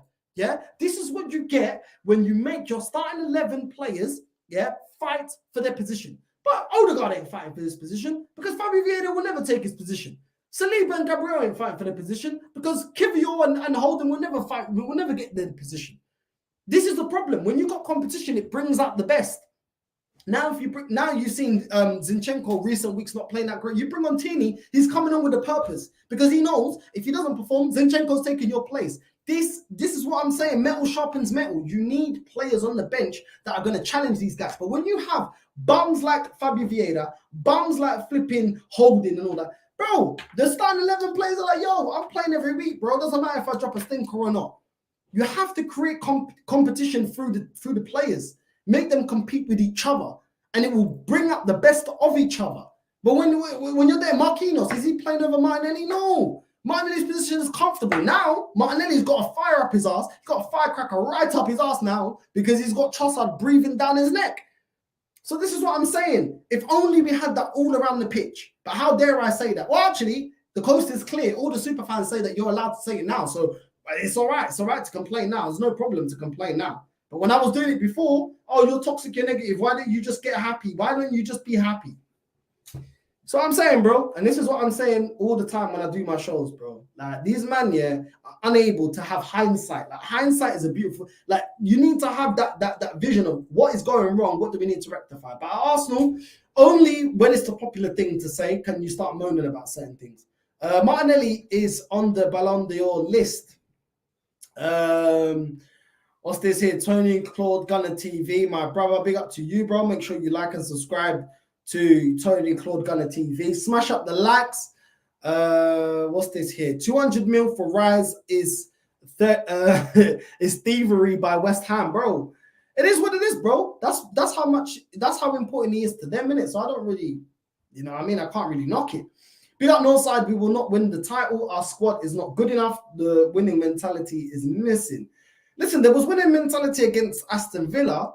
I think these players are definitely fighting for this manager. For me, this manager's not able to coach the best out of them when things go sideways. That's how I feel. Like, you know what I mean? I feel like it was passion, grit, determination that won us the game against Aston Villa. I don't think it's because we tactically outdone Aston Villa, in my opinion. But that's just how I feel. Egal just says what he says. He acts the way he acts for the clicks. I'm 99% sure he says very different things off camera. Bro, he said it's a shambles, and it will be absolute shambles if Arsenal don't win the league this season. So by that, you shouldn't be arguing with anything I'm saying, because that's exactly what I'm saying. That it will be a shambles if we lose the league. But it is what it is. Bro, you missed my comment. I said I'm going to be working behind the scenes to try and get more collabs on your channel. Bro, big up to you, man. Honestly, that's very, very kind of you, man. I That's kind of you. D1, you already know what time it is, man. Familia in the building. Not just D1, all of you lot. Oregon Gooner, all of you lot. You know what I mean? I know, you know, TJ has now come on board. All of you lot, man. Arsenal Manic. You already know, man. I know all of you lot that are real ones that are always in the chat. Big up to all of you lot. I really appreciate all of you lot. Do you know what I'm saying? And a lot of times you lot educate me. Like there's things that you lot bring up that I didn't know or I've forgotten or you know what I'm saying? So that's what I'm saying, man. Like big up to all of you lot. Saliba's not perfect, but he's class. Exactly. Saliba is still learning. The foundations of a great player there. Exactly. That's a great roundup. Exactly what I said. That's a great roundup. If Saliba doesn't sign the ting, we're set back a bunch. Losing Saka was screwed even worse. Bro, like Dan Potts says, you can't be project youth, but yet you're selling all your project youth. Doesn't make no sense. You know what I'm saying? I must say, I'm very surprised that Neny is not getting any game time, bro. That's another conversation that's pissing me off, bro. I don't understand what this guy's done because he's he's good in the final third. And defensively, he's better than Zinchenko. Why is he not playing? It don't make no sense. It don't make no sense, bro. But it is what it is. It is what it is. Well, I still think we will win the league. We competing and Man City are faltering. I know, and we did the job this time, and we should do it against Leicester, but tougher games are coming up, bro. What we need to keep doing is picking up points, you know, whether we do it, you know, winning ugly or we do it with a full performance. But there are still a lot of things about this team, bro, that I'm not convinced by. There was 3 different defenders against Aston Villa that made 3 separate huge mistakes. That needs to be rectified. The midfield without Partey needs to be rectified if he's not there because we are not controlling the game and that is not good enough. I'll be real with you, not good enough. It is not good enough and we need to improve on that. So it is what it is. Edu never should have been in the first place. He was only a part-time invincible. Bro, it is what it is, bro. Until this fan base, not us, but the majority of this fan base, which unfortunately we're not the majority of this fan base, otherwise this club would have won major honours within this time. Until this fan base start making this club accountable, I don't see any of that changing, you know, because there's always an excuse.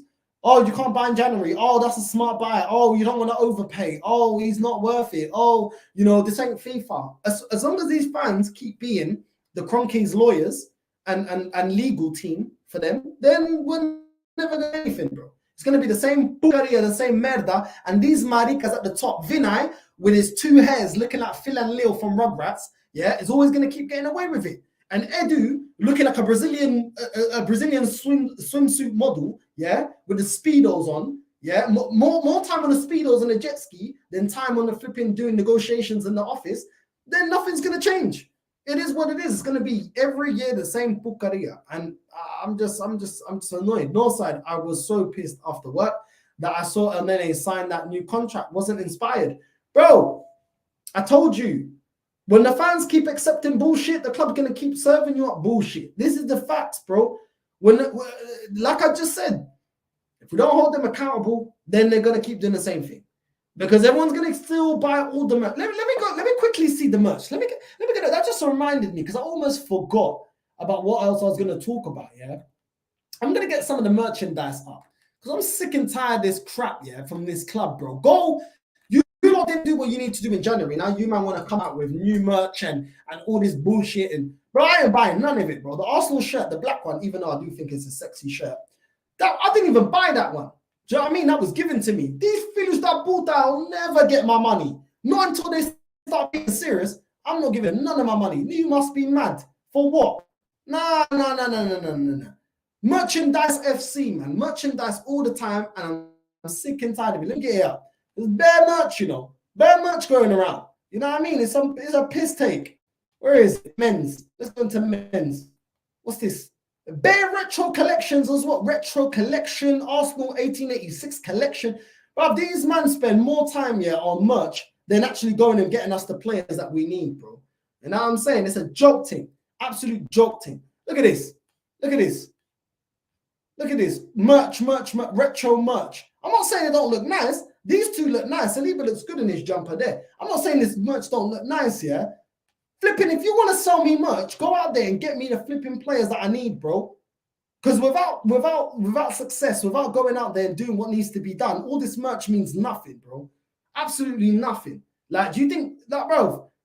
I don't care, innit? Spurs got Beyonce gonna perform in their stadium. Who gives a shit? Have you won anything? You're a football club. You're a football club, not the O2 Arena. Do you know what I'm saying? So I'm not hearing none of this bullshit. Look at this. Look at this. More merch. More merch. More merch. More merch. More merch. More merch. More merch. More merch. More merch. Bro, I have merch for days, bro. You know what I mean? Flipping out. What is going on? Like, just bare merch, yeah? And the thing is, this merch ain't even cheap. I'm sick and tired of it. Retro collect. Look, listen, I'm not gonna lie, yeah. Some of the collection, some of the clothes are sexy. I'm not gonna lie. I like some of the clothes. £45 for the jumper, £50 for the jumper, bro. The kits are already, yeah. If you buy the full kit, what is it? Almost touching £200. You know what I mean? If you're buying it for your kids or you're buying it, you know, even if you buy it for yourself, whatever, man, like whatever, like you're a grown-ass person, you can do whatever you want. Do you know what I'm saying? All that money, then the jumper alone is 50. Then how much are the trousers then? Where's the trousers? I'm gonna go get the trousers. You know what I mean? Everything is £40 up. Look at this jacket. Don't even keep you warm, yeah? £70. Bro, you man better be winning the league, yeah? Because don't be charging me that. Listen, I'm not gonna lie, yeah. There's certain merch that I want, innit? Like this one here, 92. That is the year I was born. That is the shirt of the year I want it, but I refuse. Until I see the signings, until I see this club doing what they need to do, I refuse to push my hand in the pocket and go and put my hard-earned money and buy a merchandise until this club do what they need to do, bro. I'm not doing it. I'm not doing it. Yeah? I'm not doing it. And I want that shirt because that's the year I was born. 92, baby. Finish that puta, you mad, bruv. Big flipping north side. You know what I'm saying? I want that. I think it looks sexy on me as well. I think I can rock it. My hair blowing in the wind. It's all mad. You know what I mean? I'll be doing the Drake. Too sexy for the shirt. Too sexy for the shirt. Too sexy. Too sexy for the. But I'm not paying it, bro. I'm not paying it because even though we're top of the league, yeah, we didn't do what we needed to do to win the league. We didn't. You know what I'm saying? This yellow one's nice as well. There's nice stuff, but at the same time, money, bro. You man want money. You man need to go do what needs to do, what needs to be done. Don't get me a washed out Jorginho if you want. You know what I mean? Full price for your merchandise. I'm not gonna lie, that rhymed. I didn't even realize that would rhyme. But you know what I mean? If you want full price for your merchandise, make sure you get me what I want. You know what I mean? You want your money paid in full. I want the Premier League. You know what I'm saying? We win the Premier League, I'll spend some money. But you didn't spend the money that you lot needed to spend in January, so I ain't spending no money. You know what I mean? Even though I'm liking these retro, the retros is nice. But at the end of the day, yeah, I don't go to a restaurant and pay full price for crap food, innit? So if I'm not going to do that, then I ain't paying my club full money, full whack, yeah, for merchandise when they're not doing what they need to do on the pitch. And what I'm saying by that is winning the league. Until you win the league, then I'll start investing money. Up until then, I ain't investing no money. You know what I'm saying? This little beanie's calm, even though now I got a ponytail. I don't think I can really rock that now. You know what I mean? With a little scarf, them. Listen, some of the gums are nice. Some of the clothes are nice. Like that, with that, look. That's already what? I mean, 50, 60, 70 pounds for the jump on the man, these man, bruv. You know what I mean? So at the end of the day, yeah, listen, if you lot want my money, you lot better do what needs to be done. And that is about winning on the pitch, bro. You know what I mean? If you ain't doing that, I ain't wasting none of my money. You know what I mean? And like I said, it was a birthday gift that I got, the black Arsenal shirt. And like you'll see, next season I won't have the shirt. Unless people get me it as a present. You know, if people spend their hard-earned money to get me something as a present, I'm going to rock it. I ain't going to throw it in the bin. But I ain't buying it. It ain't come out of my money. I ain't pay for that shirt. But big up to the boys that got me my shirt. You know what I'm saying? He's just going to use Neny in the Europa, innit? With the likes of ELENEY and Vieira, Neny may get fed up and leave at the end of the season. And if he leaves at the end of the season, I'm telling you right now, it's going to be peak. Because Zinchenko, as our main left back, ai, meu Deus, Jesus, eu preciso tua proteção. Because on the left-hand side, without your proteção, we're going to get put in a spliff on the left-hand side. But it is what it is. Man City have to drop 2 points, and for us, to win 14 games to win the league. Is what it is. All I keep hearing is game in hand, as if you have to, like, you still got to win that. Eddie is treating this like a part-time job. Going to Poland to bro. Listen, if he's going to Poland, he better go to Krakow, bro. Krakow's lit. When I went to Krakow, it was lit, bro. Absolutely lit. But yeah, he is. He is, bro. He's like a part-time parent at the moment. Like, he don't really care about the youth. He's just there part-time. You know what I'm saying? Like, nah, bro, you got to be involved. You know what I'm saying? Like, no, I'm not with that. I'm not with that. Come on, ELENEY needs his testimonial, bruv. God forbid, bro. Big question is, how serious is Arteta going to take the Europa League this season? Because Barca don't deal with them on Thursday. I do not want to see Man United win the Europa League. I reckon Man United beat Barca, bro. I can't lie. I don't know, bro. Because I've only ever seen this manager concentrate on one competition at a time. And like I said, the bench is still very poor. Unless, you know, on the left-hand side, we have rotation. We've got Neny and Martinelli. We've got, Neny and Zinchenko, Martinelli and Trossard. Other than that, where else have we got adequate replacement? So, yeah, it's all mad. And Saka's already looking worn out. So, yeah, it looks peak, bro. I don't know. He's probably going to prioritize the Premier League. I don't know. Man said, who gives a shit? Beyonce's playing at Tottenham Hotspur Stadium. What have you want? Bro, it's facts, bro. It's fact. Who gives a shit? You know what I'm saying? Tottenham might as well be O2, I don't know, O2 extra or something. They should just write on the side of their stadium, O2 extra. Who cares, bro? Do you know what I'm saying? This ain't O2, bro. It's not about concerts. It's about winning football games and winning flipping trophies. You know what I'm saying? But I don't want my club to be like my bro. It's all long, bro. They're like that with their stadium. We're like that with the online merch, bro. Just came to show some love. Big up Northside, my brother. Big up the chat for supporting my brother Northside, and stay safe, yo. Keep smashing the likes. Big up, man. Make sure you subscribe to Tony Claude Gunner TV. Some big facts. The training tops this season are saucy. Yeah, bro. I ain't spending no money. I'm being tight, bro. I ain't spending nothing. I ain't spent nothing in time. I remember, I think the last game I went to of Arsenal's was Unai Emery's game. I think it was his first game against Man City. And my girl got me a ticket. And I said, after that game, I said, bro, these men ain't serious. Please don't give me this as a birthday gift anymore. Because all you're doing is giving me high blood pressure. The sugar levels are going through the roof. I'm starting to sweat. I'm getting vexed. The flipping stewards are telling me to sit down. Vai tomar no cu, seu filho da merda. Who are you to tell me to sit down? I didn't come in here for free. You didn't pay for my ticket. So viado da merda. Marica da merda. Hijo de puta. Who are you to tell me that I'm going to sit down? Fuck off, man. You know what I'm saying? This is football, not the opera. After that, I said, you know what? Fuck this. My club ain't doing what needs to be done. You know what I'm saying? These stewards are flipping pissing me off, telling everyone to sit down. Go suck your mum about sit down.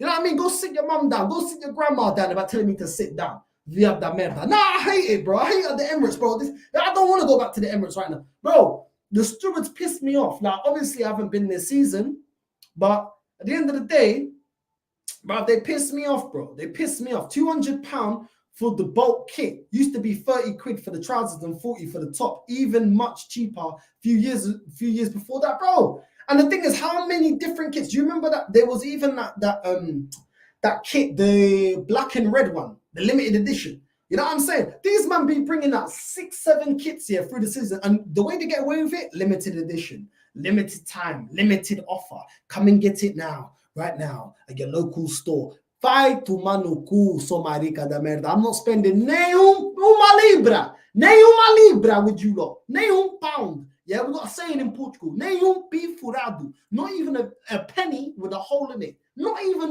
furado. You lot need to do what needs to be done. And I ain't spending no money on your flipping merchandise. Get your merchandise and shove it up your arsehole. Da la la la. That's what you lot can get until you deliver me major honors. I'm not putting money, yeah, to go in the Cronky's pocket when these man, yeah, were doing car boot sale, you know, flipping Tesco value, flipping players that we got through the line in January, apart from Trossard. No. You must be mad. I'm not spending on dinheiro aqui. Man, olha bem, I'm gonna spend that money. You must be mad, bruv. You must be high. I ain't spending that. You know what I mean? 92, I graduated from high school. Listen, you're showing your age, man. You're showing your age. You know what I mean? I think I graduated from high school in 2006, 7. Yeah, it's mad. But yeah, man, I'm from 92. I was born 92, 31st of August. There you go, 31st of August, my birthday. Smith Rowe could play in Odegaard position. That if Smith Rowe is fit, he's not. He's not, which is why I've not been speaking about him, bro. Man said sugar levels are going through the roof. They are, bro. They are. I'm going to get concussion, bro. I'm going to get concussion. I'm tired, bro. Congratulations to my cousin signing for Arsenal till 2024. Prince Fuad, well, there you go, innit? There you go. There you go. You're more concerned in your cousin getting a new contract than Arsenal winning major honours. It explains everything. Tesco value, bro. It's true, bro. It's true. Fuad, you're a pirate. Bro, it is what it is, man. I said, calma, cara. Listen, it is what it is. Listen, people, make sure you like and subscribe. Don't listen to Fuad. He's delusional. It is what it is. Make sure you hit the bell notification. And yeah, if you're not happy with what the club's been doing as of late, I'm talking about the last 18, 19 years. And if you want this club to achieve great things, don't spend your money. Wait to the end of the season. Wait to see if this club actually win the league. Yeah. Then go out there and buy all the merchandise you want. But don't put money in this club. Yeah. When we're yet to see if they're going to do what needs to be done. They didn't do it in January. Didn't do it in the summer transfer window. And if they're going to be tight on players, they're going to be stingy on players. If they're not going to go out there and spend the money, why should we? Why should we go out there and buy all your new merchandise when you lot don't go out there and buy the players that we needed to back this manager that's got us in a great position? Make it make sense. You can't. So listen, without further ado, don't listen to these Arsenal super fans. The standard is to win the Premier League. The standard is to compete for the Champions League and win it. And that is what we stand on. And don't let these maricas, these putas ever tell you anything different. And on that bombshell, I'm Northside and I'm out, caramba.